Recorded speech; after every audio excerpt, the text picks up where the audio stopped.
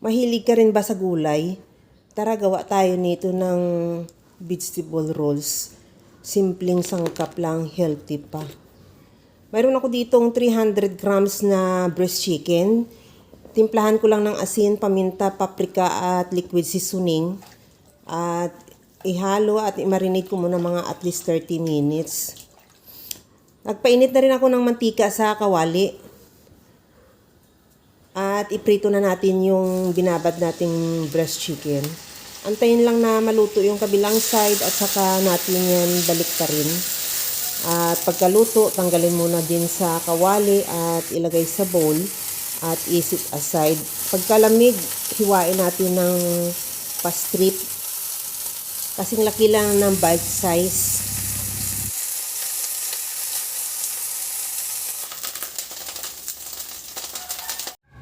Mayroon ako ditong nahiwa na pipino at saka carrots. Mayroon din akong rice plate.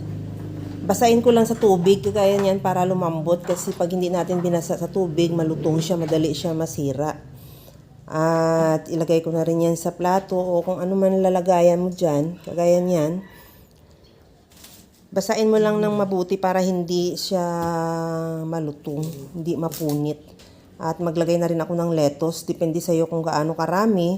At lagyan ko na ng pipino at carrots. At mayroon, ito na yung ating chicken na pinirito kanina, hiniwa ko lang ng pa-strip, kagaya niyan. Maglagay din ako para yun din ang isama na rin natin dyan. At saka balutin ko yan ng rice plate. Parang naglulumpia lang tayo, nagbabalot ka lang ng lumpia. Pero yan, hindi na natin prituhin ay dahil ready to eat na rin yan. At kagayan lang, iro-roll lang natin yan hanggang sa mabalot lang natin na mabuti at tupiin lang yung gilid para hindi naman lumabas yung ating gulay sa gilid, masisealed siya.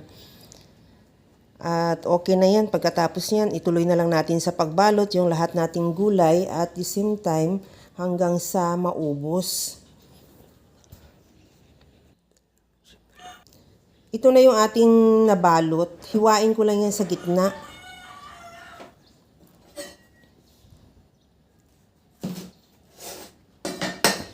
Kagaya lang yan, oh. Tapos ilagay na natin yan sa ating lagayan. Kung anumang lagayang mayroon ka dyan. At gagawa na rin ako ng dressing.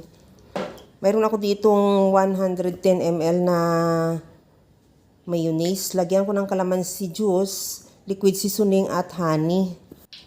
Maglagay din ako ng paminta. Maganda sana kung yung white pepper. Kaya lang wala akong available.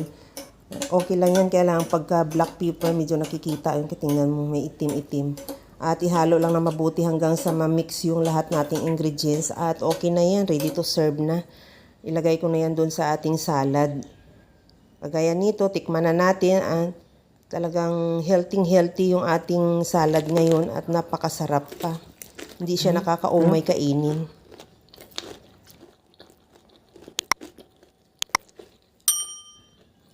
Okay na yan. Hanggang sa muli mga kalasa. Thank you for watching. Bye-bye.